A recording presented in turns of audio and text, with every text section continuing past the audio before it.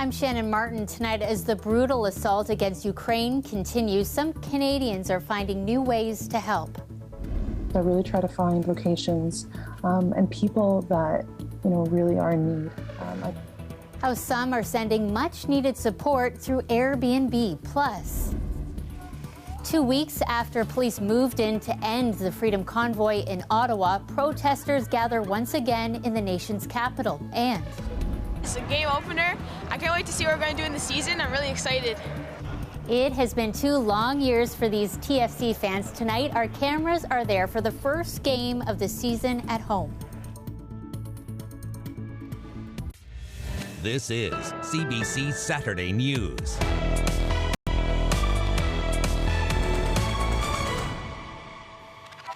Thanks for joining us. Tonight, what was supposed to be a temporary ceasefire to allow people in southern Ukraine to flee has failed. This is that country's president once again made an urgent, desperate call for help. We'll have more on that part of the story a little later on in the show. But first, we start with David Common. He has more on the soaring number of people trying to get out of Ukraine and seek refuge. Escape from Ukraine is ever more difficult. There is fighting across a vast area, especially inside cities, where the level of devastation grows at a horrifying rate. Nitsa is looking for any way out. And they destroy even just residential buildings, not only military buildings, everything like that. Some are making it out any way they can, including these terminally ill children. More than 1 million people have fled, but in a country of 44 million, the vast majority remain, as supplies of everything from weapons to food dwindles further.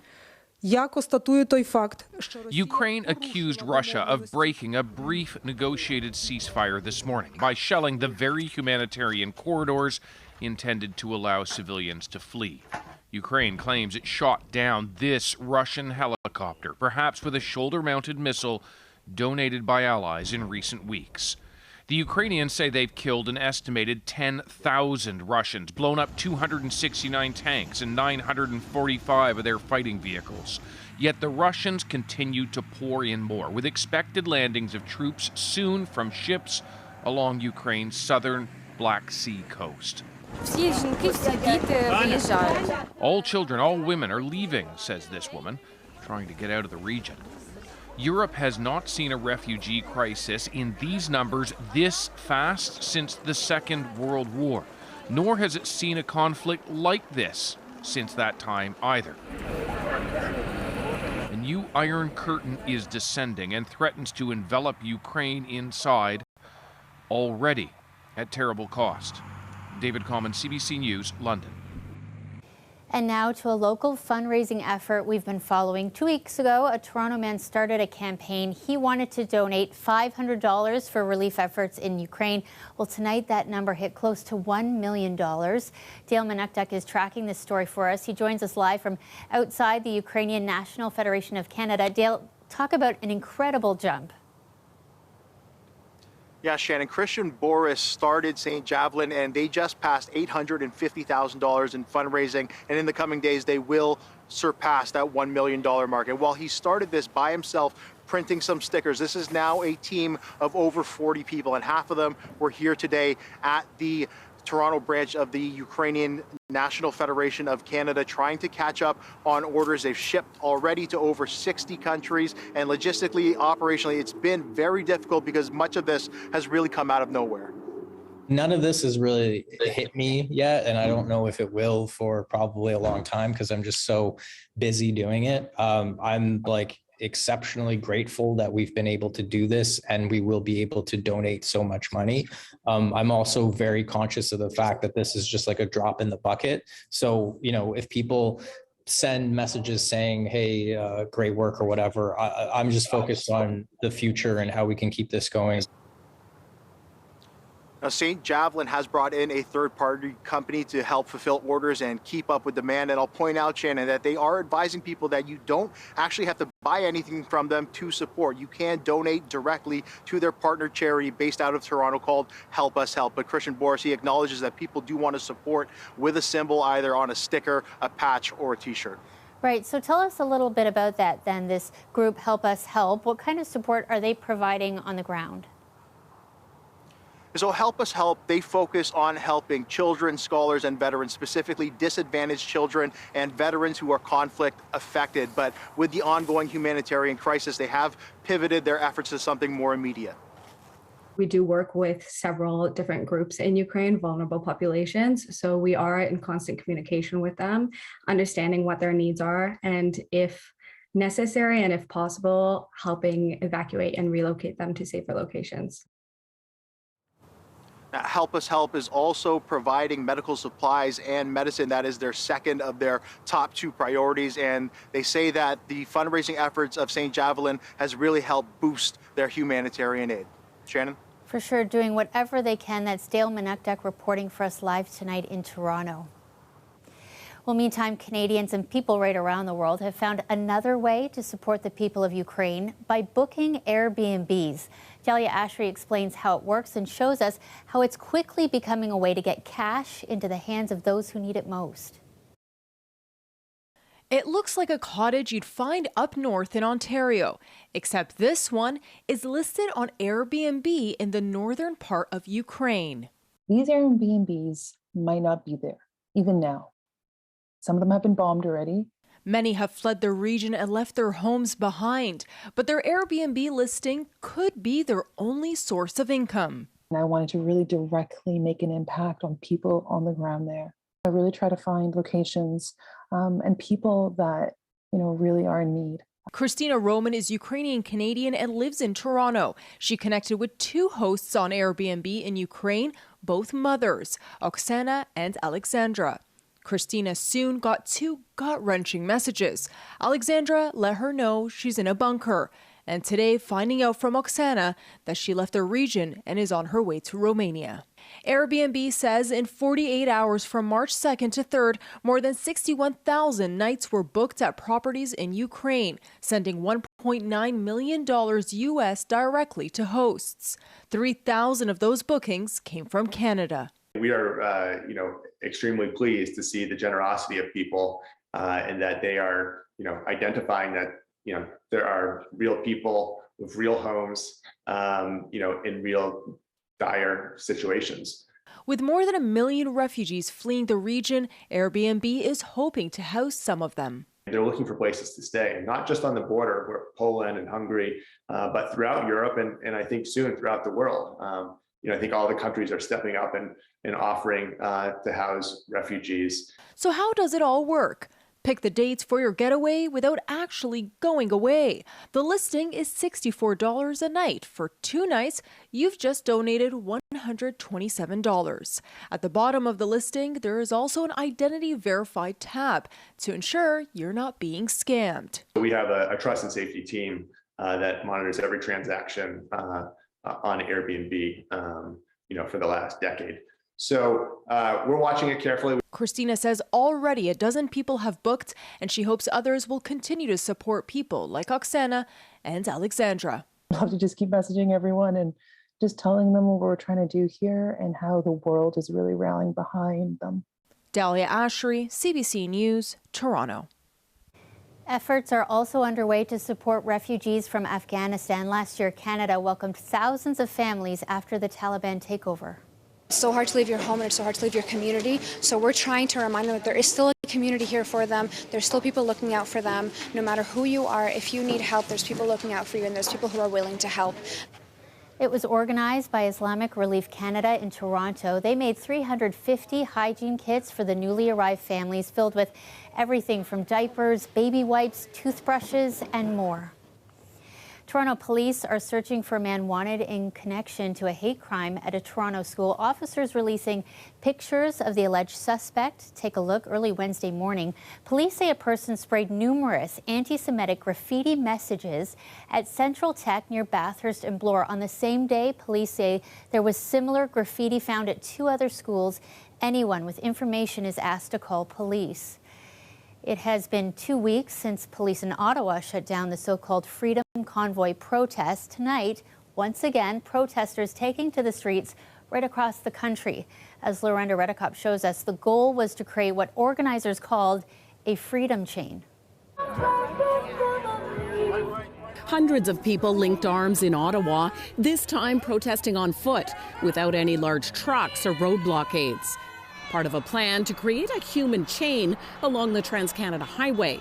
They oppose a range of COVID measures. Some are against vaccines or government mandates and vaccine passports. But across the country, many restrictions are being lifted. South of the border, a trucker convoy modeled off what happened in Canada, headed to the U.S. Capitol. Women, children, and elders. In Toronto, protesters once again gathered behind the Ontario legislature. Police blocked off the surrounding roads. One speaker called for an entire separate society, including their own police force, claiming they've been mistreated. We need a courthouse so that when they are grabbing on us and beating on us, we can circle them and pull them in and arrest them and try them in our courts. Because this is ridiculous. This associate professor from Carleton University says people need to remember organizers have always held these types of anti-government extremist views. But the reason it was successful was that it appealed to a much larger non-extremist group in the population, but people who are very frustrated. Where this movement goes will very much depend on whether, it can reframe itself around a different issue now that the pandemic is hopefully starting to go away. One man in Toronto tried to join with another issue, the war in Ukraine, and was shouted off. Go home! Be disrespectful, buddy. Go home. This would be a good time for your children's eyes to be averted. Until we discover the truth of what's happening with Russia and Ukraine right now, we cannot allow polarizing views up here at this time. He was pulled off the stage area and led away from the protest entirely. Not wanted at this freedom protest.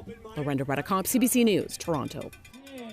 Today, Ontario reporting just under 800 COVID hospitalizations and 24 additional deaths. The number of people in hospital is down slightly from yesterday. 253 patients are in the ICU with COVID-related illnesses. 147 need a ventilator to breathe.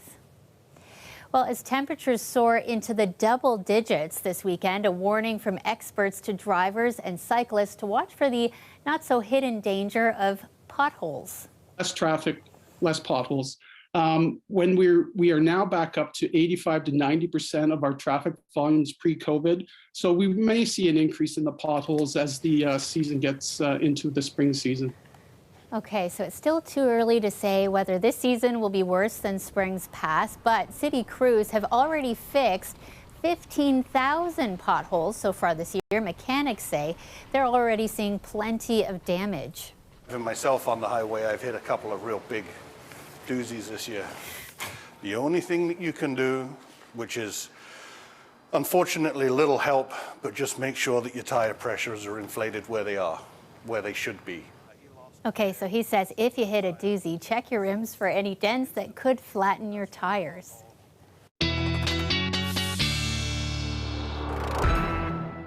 You are looking live this evening at Toronto. Feels like -7 with the wind chill. Quite the weather story tonight. Double digits tomorrow, but there's also a special weather statement. We're talking wicked wind, stormy conditions. Sophia Kambalia has our first look at the forecast.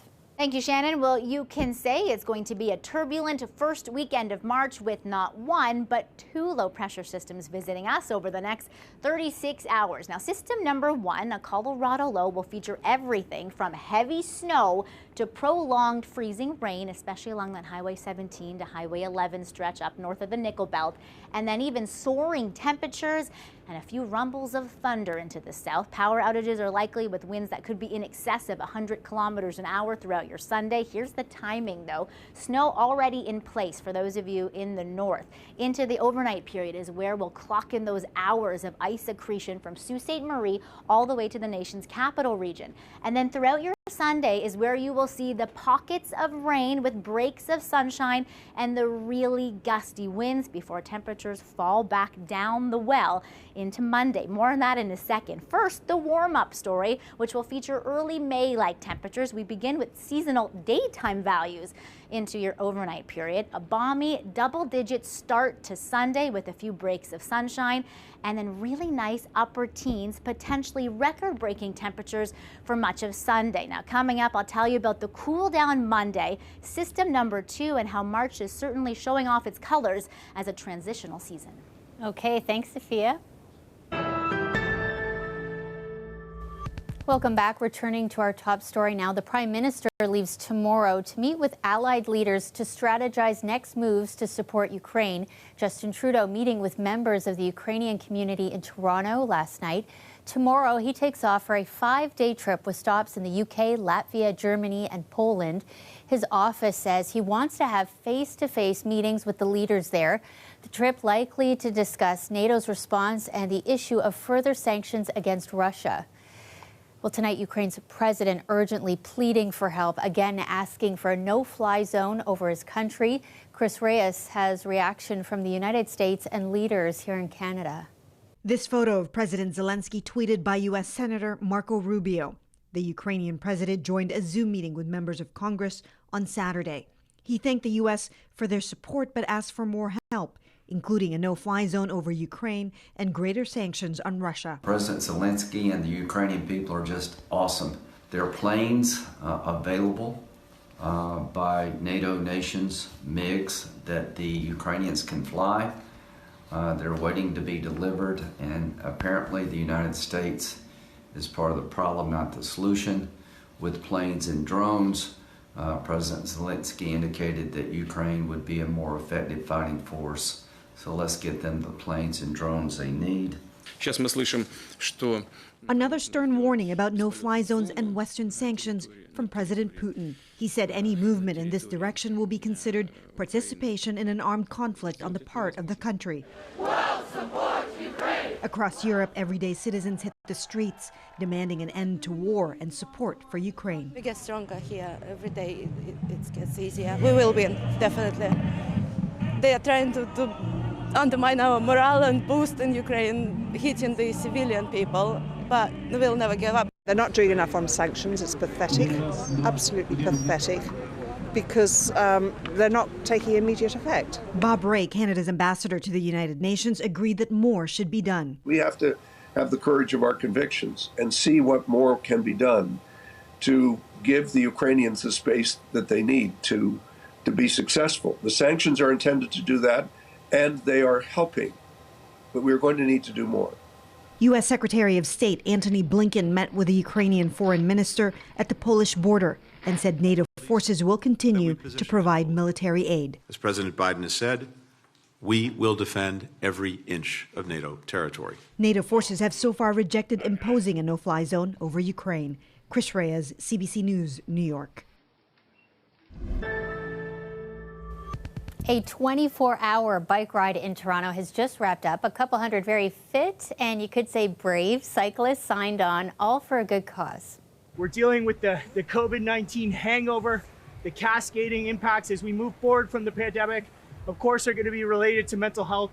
And when you need those services, you need them where you are, you need the right services, and you need them right now. You're looking at the Ride for the Mind. It's actually the second year for the virtual event. Organizers say, as you just heard, the impact of COVID on mental health has been significant and will be long-lasting. The hope is to put these struggles in the spotlight. Money raised will go towards building mental health facilities and supporting immediate and long-term mental health programs at Michael Garron Hospital. Toronto FC playing their first home game of the season at BMO Field, taking on the New York Red Bulls. For the first time in 2 years, the team got to play with fans cheering from the stands. It's amazing. Last time I was at BMO was for the last home opener in 2020. So it's actually going to be a great experience. And it's her first game as well, my daughter as well. Are you excited for today? Yeah. Why? Because the game's happening. It's a game opener. I can't wait to see what we're going to do in the season. I'm really excited. We came from all the way from London, Ontario, and we're like so happy to be back, you know. So happy. In the end, though, the Red Bulls won 4-1. That's okay. Today's game marked the home debut for the new Toronto coach, Bob Bradley. Earlier this year, the team announced the signing of Italian star winger Lorenzo Insigne. He's expected on the field in July. A live look of Ottawa tonight. Freezing rain warning there, but don't let that fool you. We are supposed to be getting those double digits tomorrow. Sophia is back to bring the heat and some stormy weather too. Hey, Sophia. Yes, Shannon. Well, the rumors are true for many of you in southern Ontario. You will see the warmest temperatures so far this year for tomorrow. A 20-degree day, unlikely but not impossible. Harder to believe, though, that some of you, like those of you in Ottawa, will start off your Sunday with a wintry mix. And then you might even break a daily temperature record for the heat. More of a surefire bet of that, though, for those of you in southwestern Ontario, because you'll have a little bit more sunshine to play with and the delayed passage of that rainy day cold front. Let's talk a little bit about the winds, though, because we can't hit this message home enough. They will be impactful. They could be gusting upwards of 100 kilometers an hour on places like the Burlington Skyway, making driving very difficult. Gusting up to 100 kilometers an hour in places like Niagara Region, Prince Edward County, Kingston, even up to Barrie. And then after the passage of this cold front, temperatures rapidly decline. Now, don't get whiplash when you see Monday's winter-like seasonal temperatures and winter-like weather that take us back to reality after the warm, wet, and wild day on Sunday. It's system number 2 that visits us Monday morning. Now, it's more of a southern track, this Texas low, so we're more into a wintry mix, and then even some snow with that colder air on the backside of this system. And then after this, the moody month of March continues, say that 5 times fast, with a warm-up and milder air and sunshine midweek. Shannon. Moody month of March. I think I got it. Thanks, Sophia. Well, that is our show for tonight. Thank you so much for watching. Chris Glover will be here with you tomorrow night at 11. We'll see you soon.